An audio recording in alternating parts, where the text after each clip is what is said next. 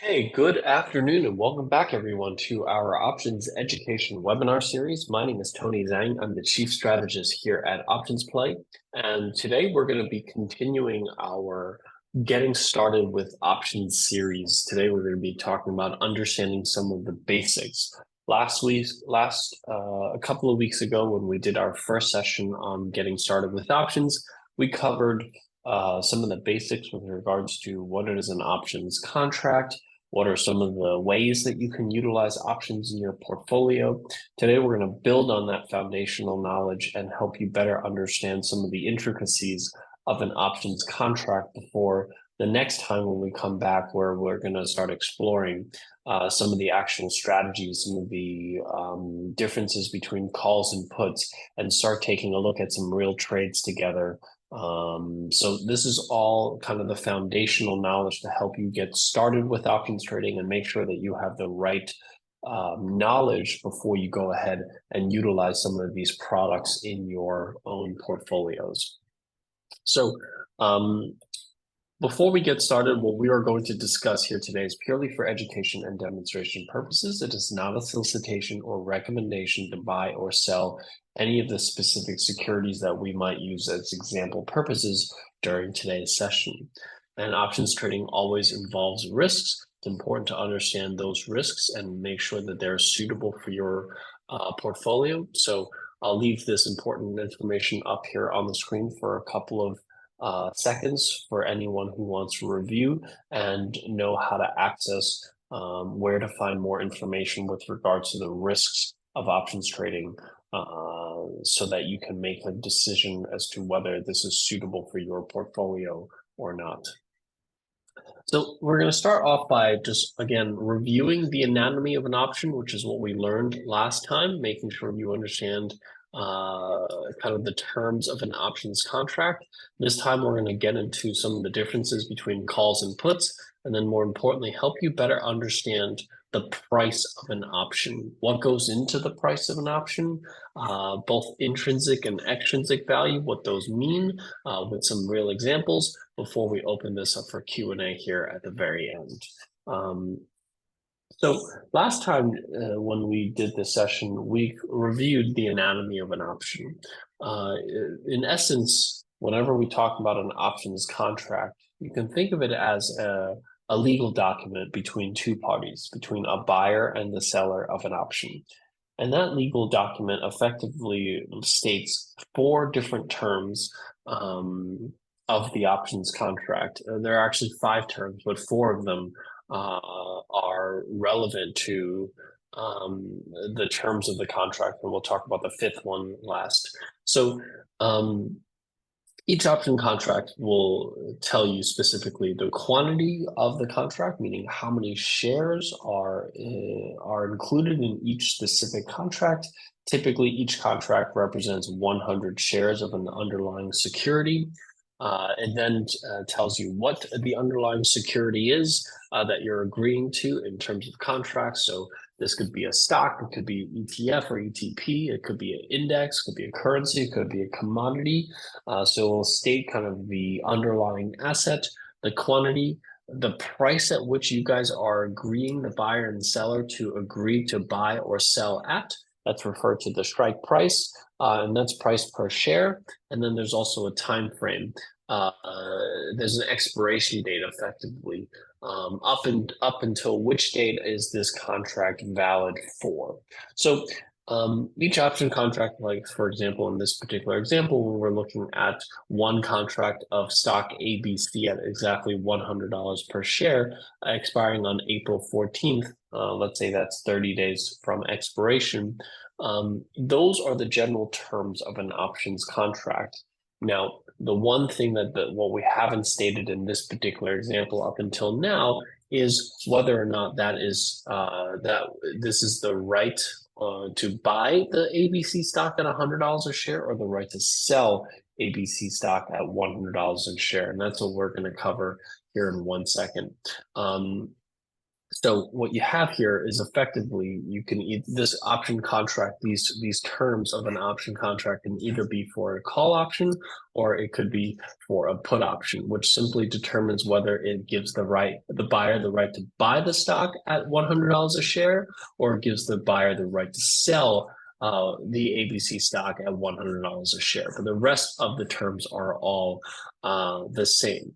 And once this option contract is purchased from the buyer, from the seller, at the expiration, it can either be exercised, it can either expire worthless, or you can simply trade the option contract on the open market prior to expiration.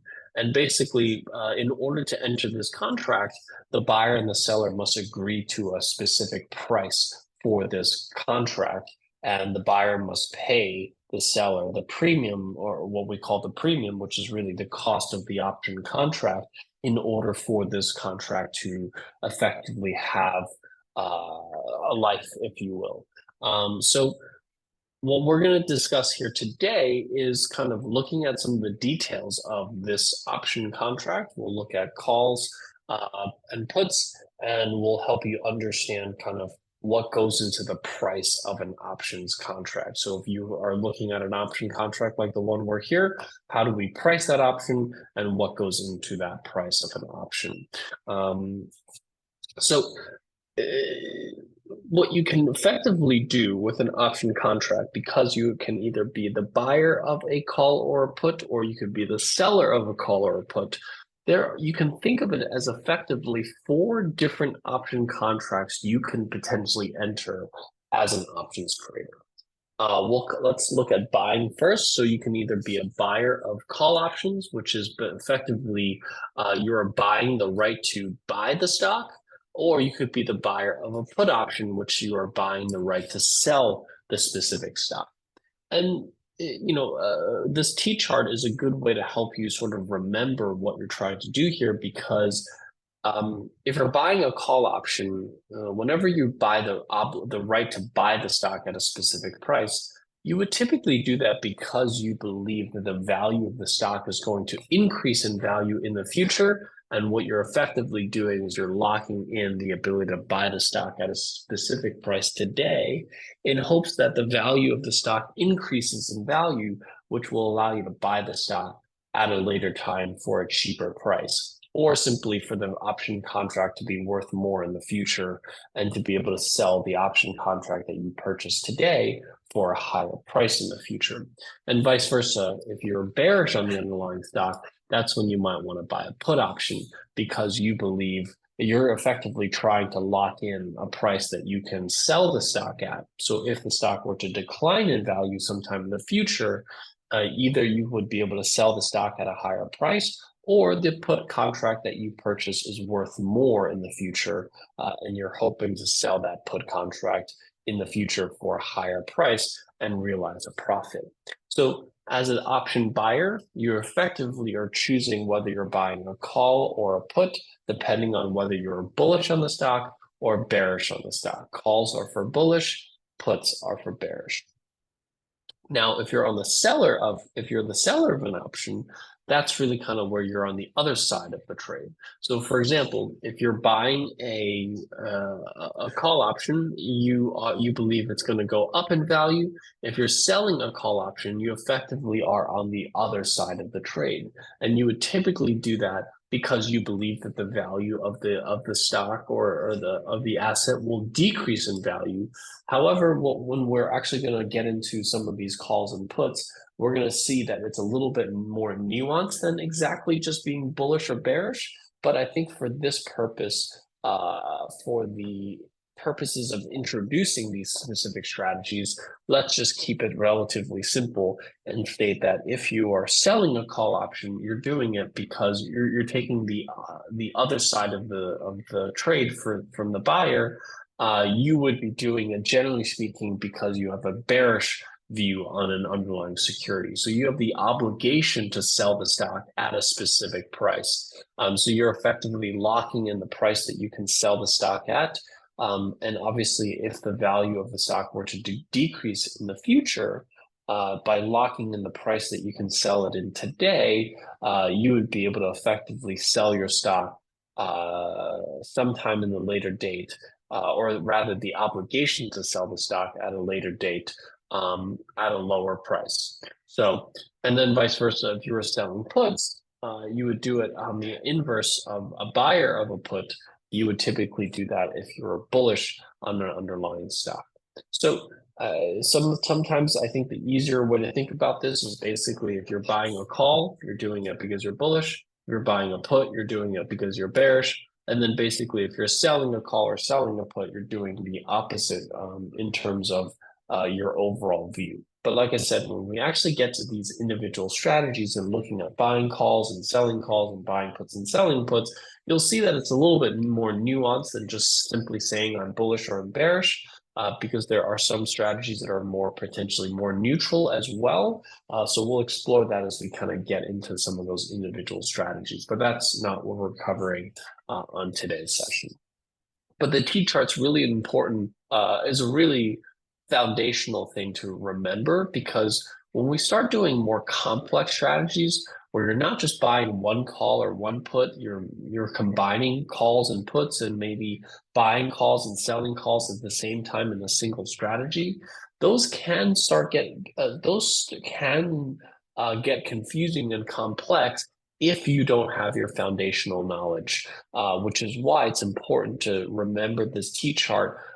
Remember kind of if you're just buying one call or one put, or selling a call or selling a put, to understand what is the motivation for doing so that when you do start looking at more complex strategies where you're maybe combining two of these options at the same time into one strategy, or even potentially three or four, the foundational knowledge that you have is going to be incredibly useful for helping you to construct more complex strategies, because you really have to understand the building blocks before you can look at constructing more complex strategies. Okay, so this T-chart's a good way to do that. So let's talk a little bit about how an options is priced. So we talked about the fact that when the buyer and the seller agrees to a price of an option, we call that the premium.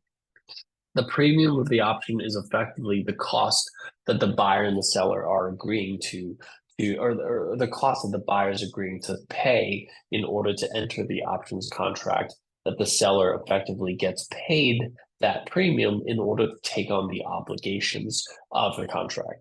So whenever we talk about an option premium, it's constructed of two parts, or potentially up to two parts. There's the intrinsic value and the extrinsic value. The intrinsic value is simply the in the money aspect of the option.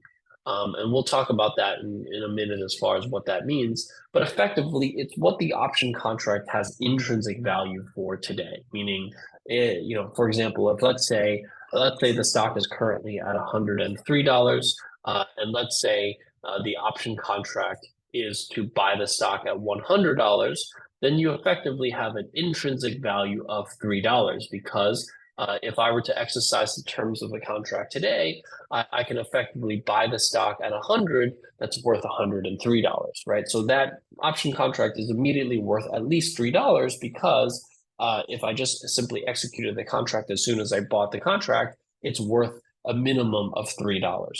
Does that make sense to everyone? Okay. And then there's the extrinsic value of the option. This is what we call external factors. And this is made up of two components, time value and implied volatility. So what we'll talk a little bit about is on the call side, right?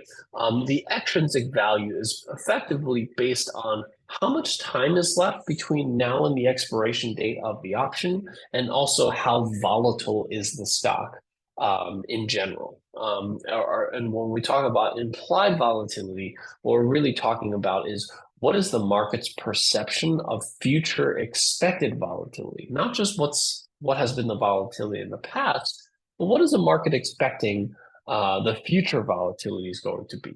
So for example, if the stock moves above the strike price, this is really what we're talking about in terms of the intrinsic value, right? If the stock is above the strike price, then it has intrinsic value because for every $1 the stock is above the strike price, it adds one more dollar of intrinsic value. But however, there's two other components: how much time is left between now and expiration, and whether or not there may be, some type of news event that might be coming up that can influence the price of the option. So the more time there is left until expiration, the more time value there will be in the option, which will increase the extrinsic value of the option. And then if, like, let's say there are anticipated earnings announcements, a product launch, some kind of news event, or some kind of announcement that the company is about to make, those are all things that's going to affect what is going to be the perceived future expected volatility of the option, which will increase the implied volatility factor. And when you add these two factors up together, that's how we get to the total premium or the total cost of the underlying option. Okay, so looking at an example like this, looking at an example like this, let's say the stock is currently trading at $103. ABC stock is currently trading on $103. And if we look at the 100 strike call option that expires 30 days from today, let's say that call option is currently on the market. When you look at the options, you look at the quotes, you see that the last price of this option is $5. So this is really where we break down the premium from the intrinsic value and the extrinsic value, so that because you have the right to buy the stock at $100. Remember, a call option gives you the right to buy the stock at the strike price. So if it gives you the right to buy the stock at $100, which is the strike price, and the stock is currently at 103, then the intrinsic value of that option is worth $3. So if the contract is currently worth $5, then that means that the extrinsic value factor of the option is worth $2. Whatever is left from the total premium, once you subtract the intrinsic value from it, whatever's left is going to be the extrinsic value, right? That's what we call time value. That's the implied volatility of the option, meaning what is the perceived volatility of the option? If, let's say, you're looking at a stock that's very volatile, then maybe this component is going to be more than $2. It could be maybe $4, and that would mean that the total option premium isn't $5; it's going to be $7. Or vice versa. Let's say a stock is very calm, it doesn't move very much. Maybe the extrinsic value of the option is only $1, so then the value of the option then would only be $4 in total. So the intrinsic value of the option will not change based on time and will not change based on expected volatility. It simply is the difference between the strike price and the current price of the stock. The extrinsic value is going to be based on external factors such as how much time is left and just generally speaking how volatile the stock is. The more volatile, the more time is left, the bigger the extrinsic value factor, the less time that's left, and the less volatile the stock is, the little smaller the extrinsic value of the option will be. And when you combine the two, the extrinsic and the intrinsic, that's how you get the total premium for the option. Okay. So just to give you an example of this, because not all options have intrinsic value, some options don't have intrinsic value. Let's just kind of go through one more example. Let's say ABC stock is currently trading at $105.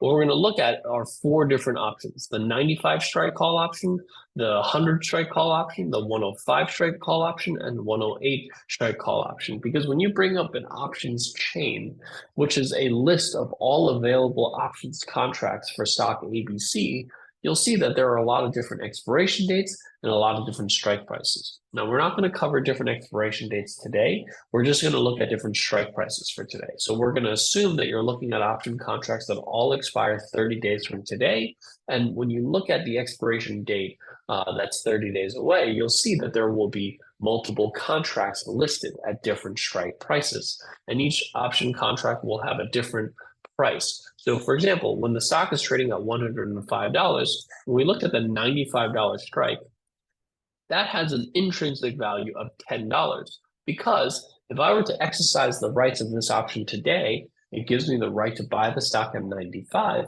and the stock is already worth 105. So intrinsically, that value, the value of the option is worth at least $10. But as you can see, the value of that option on the screen is telling me that the price of that option last traded for $12. What that means is that I have an extrinsic value of that option of $2. Okay, that's how we arrive at a total price of $12. Now, if we look at the strike price at 100, when the stock is trading at 105, that has an intrinsic value of $5. And if you look at the last price of that option of $8, that means we have an extrinsic value option, extrinsic value of that option at $3. 3 plus 5 is the $8 at the current price of the option. And then when we look at the strike 105, right? When you look at the 105 strike price and the stock is currently trading at 105, what you see is that this option actually currently has no intrinsic value.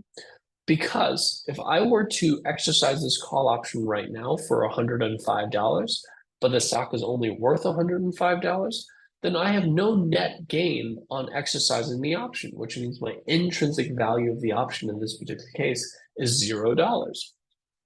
So if the option contract is currently priced at $5, then all $5 that I'm paying is in effectively time value and extrinsic value. So in this particular case, the extrinsic value factor of this is $5. And then lastly, if I look at a $108 strike call option when the stock is trading at 105, that option contract also has zero intrinsic value because it doesn't make sense for me to exercise a call option to buy the stock at $108 when the stock is only worth $105, right? I'm better off just not exercising at all because a call option gives the buyer the right to exercise, but not the obligation to, right? You have the choice. You only exercise it when it makes sense. And it doesn't make sense to exercise a call option when the stock is trading below the strike price. You're effectively losing money if you choose to exercise the call option. Why would you buy the stock at 108 when it's only worth $105? You might as well just buy the stock on the open market for $105 rather than exercising your call option. So when you see a call option of the 108 strike trading currently at $4, that means the extrinsic value of the option is worth $4 and there's zero intrinsic value of the option.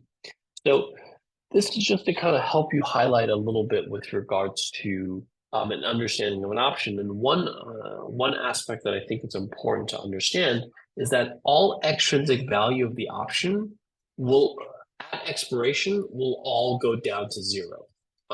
So when you're at expiration, the only thing that will be left, meaning if you hold an option contract till expiration, so 30 days from today, whatever is going to be left in that option will only be intrinsic value because at expiration, there will be no extrinsic value because there's no opportunity for the stock to move in the future. So all extrinsic value will erode to zero. So whenever you think about buying, let's say this 105 strike, and you're paying $5 in extrinsic value, you know that all $5 will erode to zero when you get to expiration. So what that means is that you must believe the stock is going to increase in value to at least 110, right? Because at $110, you will then have $5 of intrinsic value, which would offset the $5 that you paid in extrinsic value. If you don't believe the stock is going to be above $110 by expiration, then it wouldn't make sense to buy the 105 strike because you would be losing money on that specific trade. But we're going to go through that in more concrete examples when we get to actually examples of buying calls and puts. Right now, we're just kind of covering option pricing, but I just want to give you some insights into why are we learning this? Why are we trying to figure out kind of how options are priced? Because it's going to help you understand motivations for why you might want to buy a specific call option for a specific price sometime down the line, okay? So let's just kind of build on this example here. So let's say the stock is currently trading at $105 and we buy this $100 call option that expires in 30 days for, let's say, $6. So when the stock is currently trading at $105, you buy a $100 strike call option. That will have an intrinsic value of $5 because if you exercise this today for a 100 strike price and you can immediately sell it on the open market for 105, this gives you an intrinsic value of $5. So if you're paying $6 for the call option, then you have $1 of extrinsic value in that option. So let's take a look at what happens on this particular stock that you purchased this call option today when it's at 105. What happens if the stock increases in value in the future? So let's say on expiration date, let's say on expiration date, the stock is at $110. So when you buy a call option for $6, and on expiration date, the stock is trading at $10. Remember, all extrinsic value will go to zero at expiration. Whatever is left at expiration is going to only be intrinsic value. So what's the intrinsic value of a 100 strike call option if the stock expires on the expiration date at $110? It would be $10. The difference between the $110 and the $100 that you, the strike price that you purchase on the call option, which would be $10 in this particular case. Now, because you paid $6 for something that's worth $10, because you paid $6 for something that's worth $10 at expiration, that means your total gain on the trade was $4 per share, or $400 in total for the contract, because each contract represents 100 shares of the underlying stock, which goes back to what I was saying before. When you think about the fact that when you buy an option, there's the intrinsic and extrinsic value of the option, you have to remember the extrinsic value of the option will go away at expiration. There will only be intrinsic value left at the expiration. So what that means is that you can easily calculate, well, what happens if I think the stock is going to go to 110? What happens if I think the stock is going to go to 115? What happens if I think the stock is going to 120? I can easily calculate what the value of the option is going to be worth at expiration. That's going to help me understand the intrinsic value of the option versus at expiration. And all I have to do is compare that to what I paid, and that's going to help me understand how much I can potentially gain. Okay. So in the next scenario, what happens if, let's say, at expiration, the stock is still at 105, right? So 30 days later, you bought this call option. What if it's still worth, if it's still at 105? Remember, on expiration date, the only thing that's left is intrinsic value. So anything that you paid in extrinsic value will erode to zero. So if the stock is at 105, that means the intrinsic value of the option is still 105. Then what that actually means is that you paid $6 for something that's worth only $5 at expiration. That means you actually have a loss of $1 per share, or $100 per contract. So if you bought one contract, you would lose $100. You bought 10 contracts, you would lose $1,000.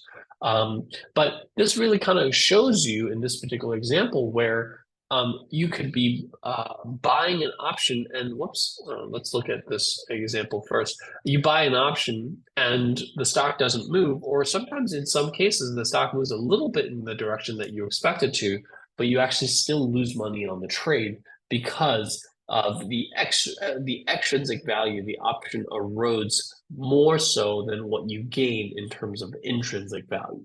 So that's kind of why it's important to understand the breakdown between intrinsic versus extrinsic, because it's the foundational knowledge that you need to better understand why or when you might want to buy a call option depending on your outlook.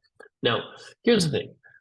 You don't have to remember these formulas. You certainly don't have to remember how to calculate these things, because most trading platforms, including OptionsPlay that you have access to at First Trade, will do the calculations for you. You don't have to do it. You don't have to do these calculations on your own. I'm just helping you understand these concepts so that when you get to the point where of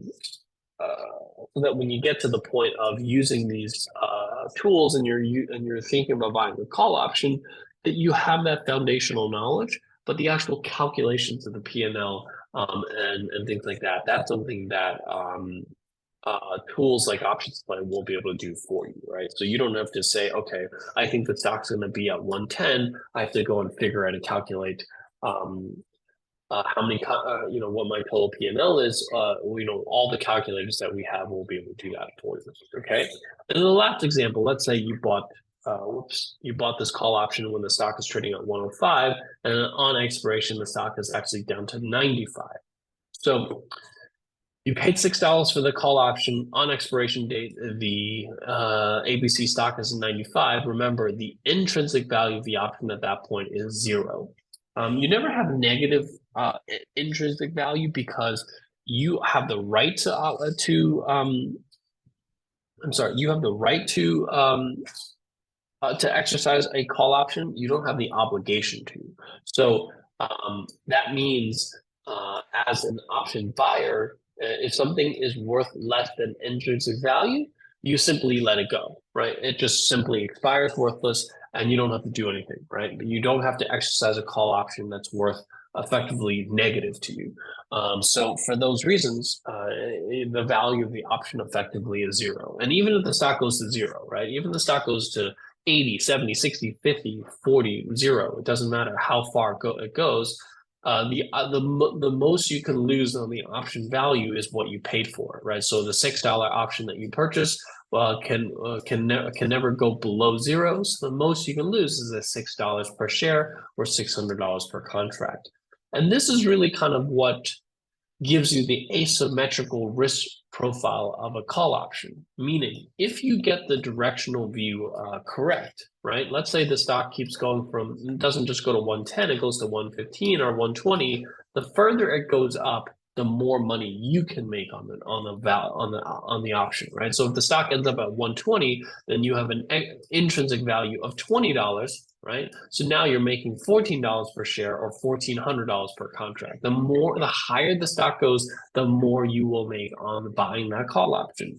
But on the flip side, if the trade goes against you, the most you can lose is $6. Even if the stock plummets by $50 or it goes to 0, you will not lose more than the $6 that you pay. That's asymmetrical risk, right? If the trade goes in the direction you expect it to, you can make more and more money. If the trade goes against you, you can't lose more than $6.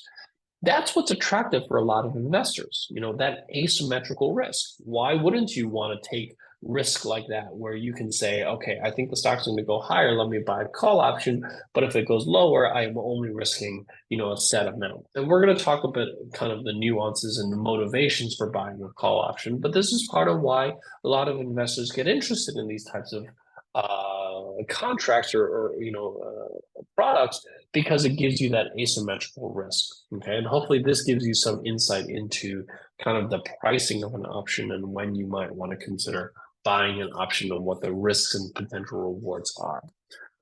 So with that, before we open this up for Q&A, I just want to quickly show you some of the tools that are available to you here at First Trade. Now, this is the OptionsPlay platform that you can access on your First Trade account. And what you can do here is you can find options strategies. So regardless of what symbol, let's look, let's just keep NVIDIA, for example, right? NVIDIA has been on a tear, obviously had a bit of a pullback here, but has really been on a tear lately. Regardless of what your views are, right? Whether you're bullish or bearish on the underlying stock. So for example, if you're bullish, you can look at buying a call option, right? Maybe you can compare buying 100 shares with buying a call option. So buying 100 shares of the stock will cost you about $12,000. Buying a call option will cost you $1,300. So nearly a little over 10% of the stock's value it would cost you to buy that call option. And then you can use the P&L simulator to say, well, what happens if the stock, let's say, reaches 150 by expiration? Well, you can look at how much potential profit you have, what the return is on that potential investment, right? So on a $12,000 investment, you make $2,200. That's a 17% return. On the $1,350 that you risk, you make $1,050, which is a 77% return. This gives you a sense for how much potential upside that you have. And then also on the flip side, what happens if it goes back down to 95, right? How much am I risking? Well, in this particular case, if I bought the stock, I'm risking $3,200. If I bought the call option, I'm risking $1,300. So I can get a much higher return if I do get the directional view right. But if I get the directional view wrong, I'm risking, a third or maybe, about a third of the overall risk of buying the stock. This way, you can actually compare buying a call option to buying a stock, or vice versa. Let's say you're bearish on Nvidia, and you're saying, well, I can either short the stock or I can buy a put option. Well, now obviously shorting the stock is not as straightforward as just shorting the stock. You're taking on unlimited risk, right? So if the stock keeps going higher and higher and higher and higher, you'll lose more and more money shorting the stock. But if you bought a put option, the most you can lose is the $1,100 that you paid for the put option. And then if you are right on the decline, right, let's say the stock goes back down to 95, right? In this particular case, instead of making about a 25% return on shorting the stock, you're looking at about 180% return on a put option on the Nvidia stock.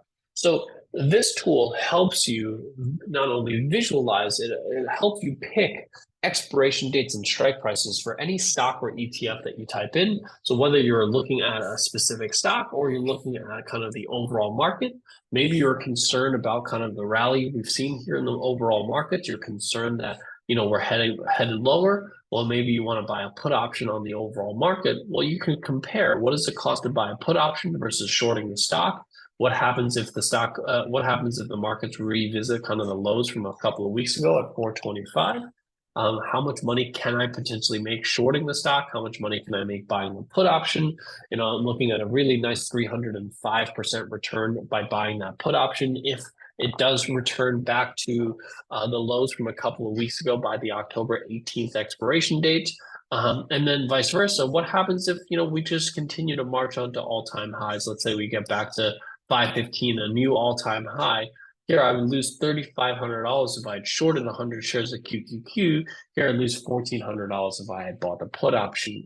So it gives you kind of that comparison between the equity investment versus the options investment, being able to compare it side by side. And if you want to trade this particular strategy, you can simply preview order, and we would actually enter the order ticket for you on your first trade account so that you can send this trade off for execution. We have really fantastic integration with First Trade that allows you to basically analyze any type of investment opportunity that you'd like, any stock, any ETF, whether you're bullish or bearish. We will help you with the starting points in selecting an expiration date and strike price. You use that P&L simulator to compare buying the stock to buying a call option or shorting the stock to buying a put option, seeing which one best suits you. And then if you're ready to pull the trigger, you simply click on send the trade off for execution within your First Trade account. It does it all seamlessly for you. So hopefully that gives you not only understanding of the option contracts and option basics, but also tools that you can use at First Trade to actually help you start learning, start analyzing, start exploring these strategies. Even if you're not ready to start trading, these tools will help you to analyze specific strategies and trade them before you add them to your overall portfolio. Okay. With that, what I'll do is I'll open this up for a Q&A. We have a Q&A window at the bottom of your screen. Please type your questions into the Q&A window, and I'll try to answer as many questions as I possibly can. Currently, you cannot paper trade on options play. We do have a paper trading feature that's not available to First Trade customers at this point. But if you let your First Trade representatives know, they can kind of bring that up with us here at Options Play and see if we can add that functionality to your Options Play account within your First Trade platform. There should be a Q&A window or Q&A button at the bottom of your screen. If you click on that, you'll be able to submit questions for the Q&A, and I will stay on it for a few more minutes to try to answer some of those questions. Can you repeat the last part? I'm not sure which last part you're referring to, Paula. If you don't mind clarifying, I'm happy to try to repeat any specific section that you need.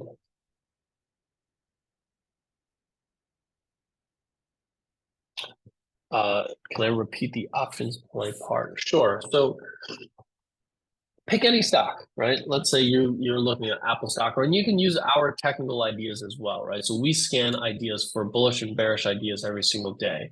So let's say you're looking at maybe a bullish ideas for today. Let's filter out some of the less liquid names, and let's maybe filter out small cap and medium cap, right? So here are some of the bullish ideas here for today. Let's look at let's look at we've got a lot of oil stocks up today. I'll use Pfizer just because this is a name that I would say most people recognize. So you can use our platform for idea generation, right? We scan for bullish and bearish ideas every single day. You can do some sorting and filtering. I'm just looking at kind of very liquid names that are large cap names that most people can recognize. And it tells me there are 8 bullish ideas for today. Here are all 8. And I'm picking Pfizer just because out of this big list of names, I think Pfizer is probably the one that most people recognize in terms of a brand or a company, right? So generally speaking, what we're seeing here is a general uptrend here for Pfizer. And what we generally always want with any uptrend is we want to buy on pullbacks, right?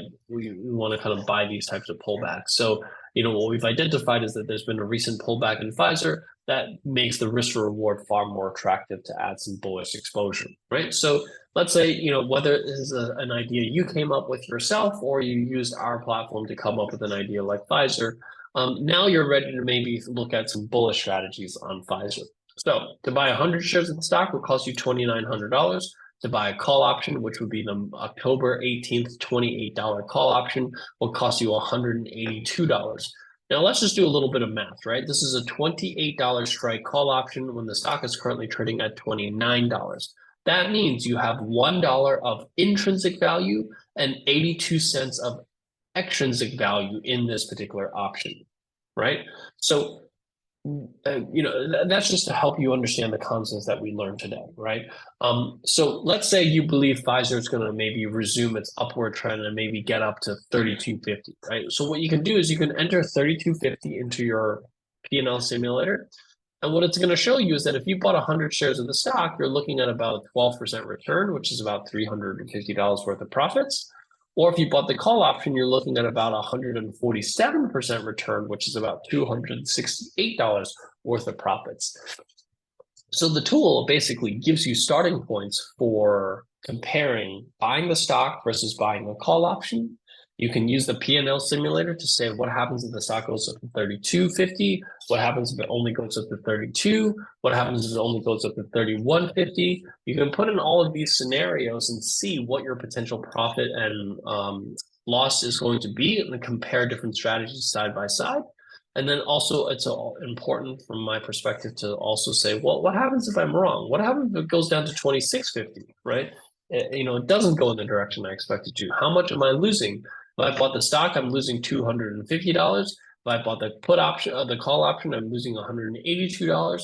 So if I get the view correct, right, I'm looking at a nice size return of 150% return, right, depending on how far the stock goes, right. But then if the stock goes down, I'm typically losing potentially less than if I bought the stock, right? So this asymmetrical risk is, like I said, what brings a lot of investors to looking at options. Is I have a view on a stock. One, I don't want to lay out $2,900 to buy 100 shares in the stock. I'd rather lay out $182 to buy a call option. That's one reason that some people like to utilize call options, right? You're laying out substantially less cash to buy a call option, which means that you can either just be more capital efficient or you can start using some leverage if you want to, meaning you can buy more than 100 shares worth of option contracts. You can buy 3 contracts, you can buy 4 contracts, you can modify this. You can say, what happens if I'm comparing buying 3 contracts to buying 100 shares? You can compare that side by side and say, what happens if I bought 3 contracts? What is my potential return? If I bought 3 contracts, what is my potential loss? As you can see now, my losses are bigger than buying 100 shares of the stock because now this is representing 300 shares with the stock. But maybe losing $500 is something you're comfortable with, and you're saying to yourself, well, I'm okay losing $500 if on the flip side I can potentially make, $500 if I'm correct, right? So because I'm leveraged my capital here, I can make a 600% profit versus only a $300 profit if I bought 100 shares of the stock. So you can kind of create all these different scenarios using the Options Play platform, use the P&L simulator to help you understand what your profit and loss potential is. And if, let's say, this is something you want to do, you can go ahead and click on the trade button, hit preview order, and it will fill in the order ticket for you with the number of contracts and everything pre-filled out. I don't know what just happened here. But this will pre-fill the order ticket for you with the number of contracts, the symbol and everything, and you can just hit or send order for execution. Okay. Hopefully, I know that was a lot longer than maybe what you might ask for, but that was hopefully giving you a clear understanding of how to utilize the tool. What's the best advice you could give to someone who's never placed an options trade? Spend as much time as you can learning. On the First Trade website, we have a lot of these educational webinars already recorded for you. So if you go to resources, you go to Options Wizard on the firsttrade.com website.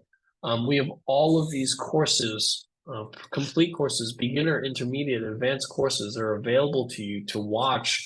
These are all 45-minute, 1-hour webinars that I teach to help you better understand these concepts, not only understand these concepts, but show you how to utilize tools like Options Play to analyze and explore and make sure that you know your risks and rewards before you get into the trade and the nuances of options trading before you get into a trade. That's my best advice to you. Utilize the resources that are available to you to educate yourself, utilize the tools that are available to you to automate everything from finding, the right expiration date and strike price to analyzing risks, before you place a trade. Those are the things that's going to help you, potentially achieve success with options trading. What steps should be taken to get authorization with First Trade to trade options? Contact your First Trade rep. They'll be able to send you a link to open up an options account. That's generally speaking the only thing you have to do. If I buy a put and want to exercise, but I don't have the stock to sell, what transpires? Well, you would have to have the stock to sell. Otherwise, you'd effectively be short the stock. So you wouldn't want to exercise a put option if you don't own the stock, right? Because what are you selling? So if you don't have stock to sell, you would simply just sell the put, right? You wouldn't want to exercise the put. You would just sell the put. Let's say you bought a put for $5, and a month later, as you approach expiration, it's worth $7. Like, let's say the intrinsic value of the option is worth $7, and you're approaching expiration. Just sell the put. You sell the put for $7, and you realize the $2 profit. You don't have to exercise the put in order to realize the profits. And you can sell a call or a put at any time, whether you're a buyer or a seller. You can get out of the contract at any time prior to expiration. If you sold the option, you buy it back. If you bought the option, you sell the option. You can always get out of the contract at any time. Is there a minimum amount of contracts you have to buy for calls and puts? One contract is the minimum. One contract, which represents 100 shares, is the minimum for an option for buying or selling a call or put. How can we access this analysis tool from a traditional First Trade account? So when you go to your homepage for First Trade, you'll see this button here on the right-hand side. It says Options Wizard. That will allow you to access the Options Play tool. How is the Options Play score calculated?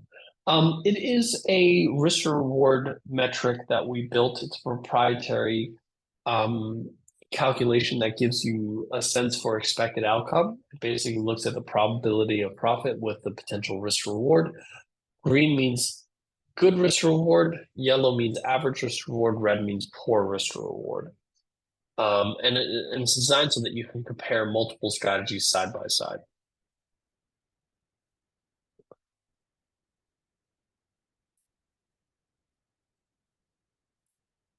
Okay, looks like those are all the questions that I see here for today. I hope that this session has been helpful for you guys to better understand some of the beginner option concepts. This is not the end. I'm going to be coming back in 2 weeks' time to show you kind of more about calls and puts, and specifically around trading calls and puts.